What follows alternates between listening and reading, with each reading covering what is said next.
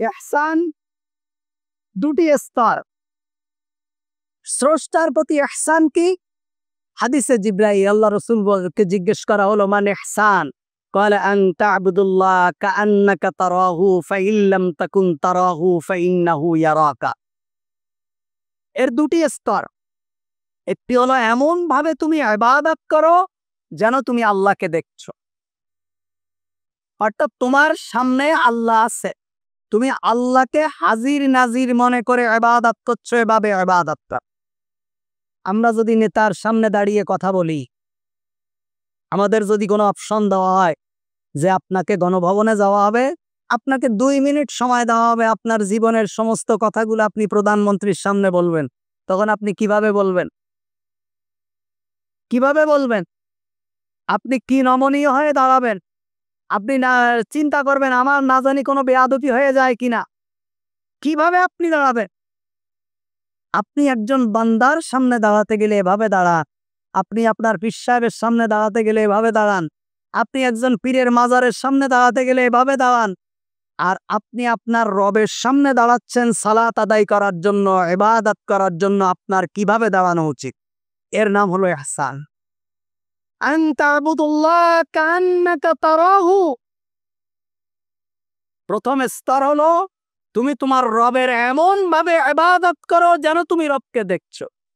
কোন ব্যক্তি যদি মনে করে যে আমার রব আমার সামনে আছে, তাহলে ইবাদতে দাঁড়িয়ে টুপি ঠিক করা, পাঞ্জাবি ঠিক করা, মাথা চুলকানো, গা চুলকানো, পা চুলকানো, তারপরে হলো আঁকা বাঁকা হয়ে কাতারে দাঁড়ানো, তারপরে কিরাতের ভিতরে খুশু খুজু না থাকা, এটা কখনো সম্ভব হবে না। একমাত্র যখন আপনি মনে করবেন যে আমার ইবাদতটা আমার রব দেখছে, কান্নাকা তারাহু, আমার রব আমাকে দেখছে, আমি আমার রবকে দেখছি। যখন আপনি এটা মনে করবেন যে আপনার রবকে আপনি দেখছেন, আপনার রবের সামনে দাঁড়িয়ে আপনি কিরাত করছেন, আপনার রবের সামনে দাঁড়িয়ে আপনি রুকু সিজদা করছেন, তখন আপনার নামাজের ভিতরে খুশু খুজু আসবে, তখন আপনার নামাজের ভিতরে একাগ্রতা আসবে, তখন আপনার নামাজটা সুন্দর হবে, তখন আপনার ইবাদতটা সুন্দর হবে। আর দ্বিতীয় স্তর হলো মুরাকাবার স্তর, অর্থাৎ আপনি আপনার রবকে দেখছেন না, কিন্তু আপনার অন্তরের ধারণা থাকবে আমার রব আমাকে দেখছে, আমার প্রতিটি কর্মকাণ্ড আমার রব আমাকে দেখছে।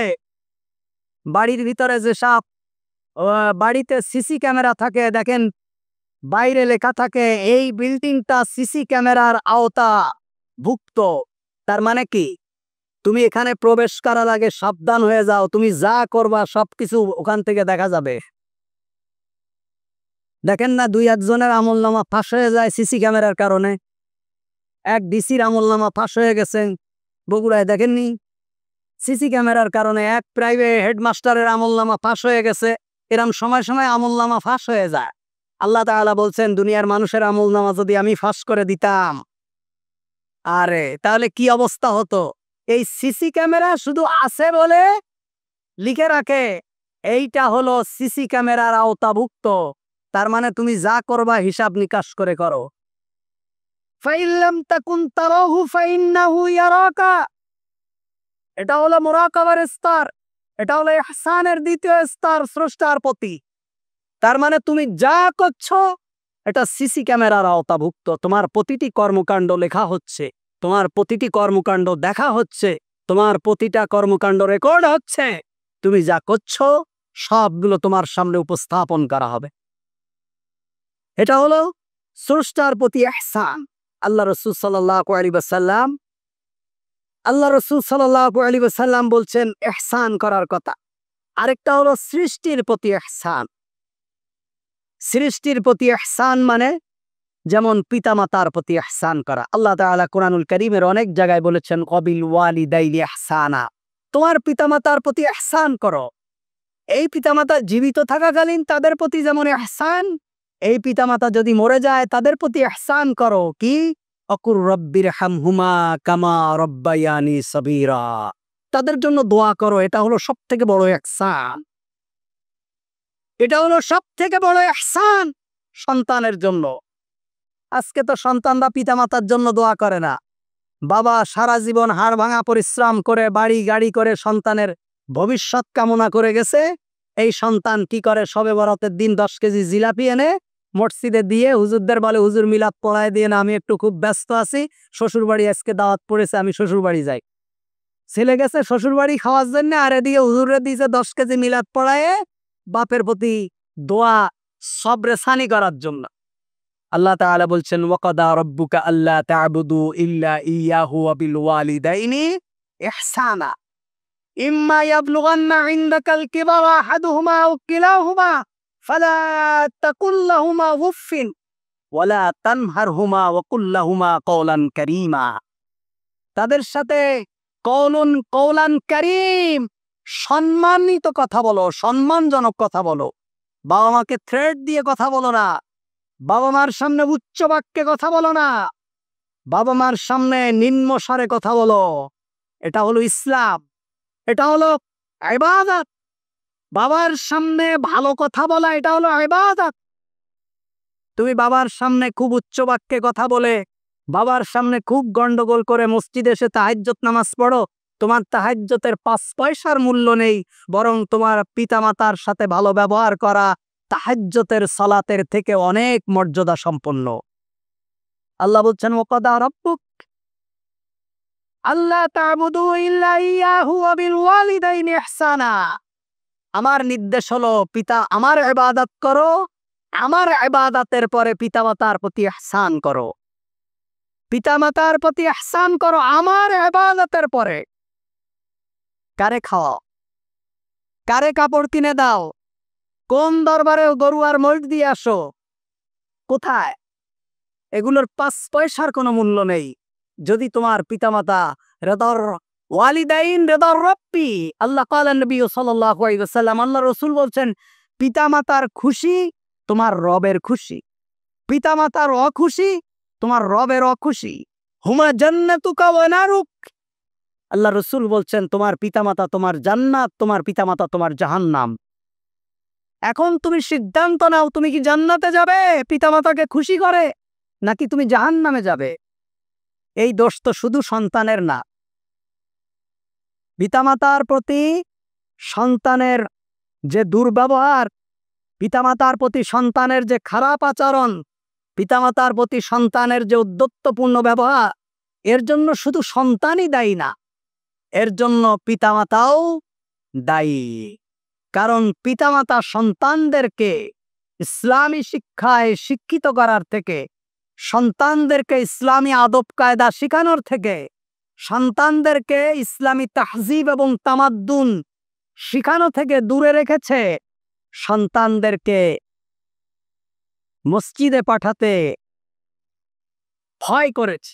আলহামদুলিল্লাহ, আমার মসজিদে তো অধিকাংশ লোক অবিবাহিত, অল্প কিছু মানুষ হয়তো বিবাহিত আছে। আমি সব যুবকদের ইমামতি করি, অবিবাহিত মানুষেরা। কি বলেন, ঠিক আছে না? আমার মসজিদে যারা নামাজ পড়ে এর মধ্যে শতকরা 95 থেকে 98 জন লোক অবিবাহিত, আর 2 জন লোক হয়তো বিবাহিত হতে পারে, তাও এদের সন্তানাদি হয়নি, অনেকে মনে হয় হাটপুরা টুরা আছে। কি বলেন?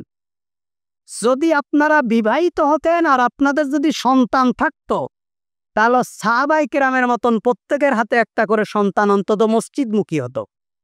যেহেতু আপনাদের এত ওয়াজ করার পরেও আপনাদের কারোর সাথে তার সন্তান নেই, তাতে আমি বুঝেই গেছি যে আপনাদের কেউ বিবাহিত না, যারা বিবাহ করেছেন এদেরও সন্তানাদি মনে হয়নি। আল্লাহ তাআলা আমাদেরকে হেদায়েত নসিব করুক, আমিন।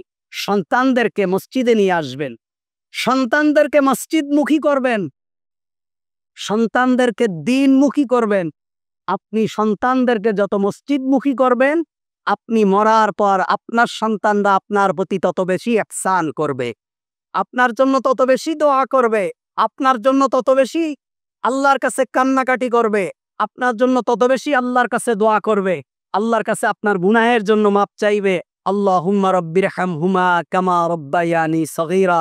আল্লাহ, ছোটবেলায় আমি যখন সগীর ছিলাম, আমি যখন ছোট ছিলাম, আমি যখন শিশু ছিলাম, আমার পিতামাতা যেভাবে কষ্ট করে তার ভালোবাসার কোলে আমাকে যেভাবে লালন পালন করেছে, আল্লাহ আজকে আমার পিতামাতা পৃথিবীতে বেঁচে নেই, তাদেরকে তুমি তোমার সেই ভালোবাসা, তোমার রহমত এবং তোমার দয়ার কোলে তুমি উঠায় নাও। সুবহানাল্লাহ, কি চমৎকার দোয়া আল্লাহ সুবহানাহু ওয়া তাআলা আমাদেরকে শিখিয়েছেন।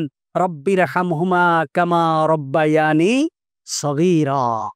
এজন্য ভাইরা আমার, আমাদের সন্তানদেরকে আমরা দিন শিখাব, আমাদের সন্তানদেরকে আমরা দিন শিখাবো, আমাদের সন্তানদেরকে আমরা কোরআন শিখাবো। আপনি ডাক্তার বানান, ইঞ্জিনিয়ার বানান, ব্যারিস্টার বানান, যা ইচ্ছা তাই বানান, কিন্তু আগে কোরআনের শিক্ষায় আপনি শিক্ষিত করেন। আপনি তাদেরকে কোরআনের শিক্ষায় শিক্ষিত করেন, আপনি তাদেরকে রসুল করিম সাল্লাল্লাহু আলাইহি ওয়াসাল্লামের সুন্নাহ শিক্ষা দেন। এটা আপনার উপর ফরজ দায়িত্ব। এমবিবিএস ডাক্তার বানানো, ব্যারিস্টার বানানো, বিসিএস ক্যাডার বানানো এটা আপনার উপর ফরজ না, কোরআন শিখানো আপনার উপর ফরজ।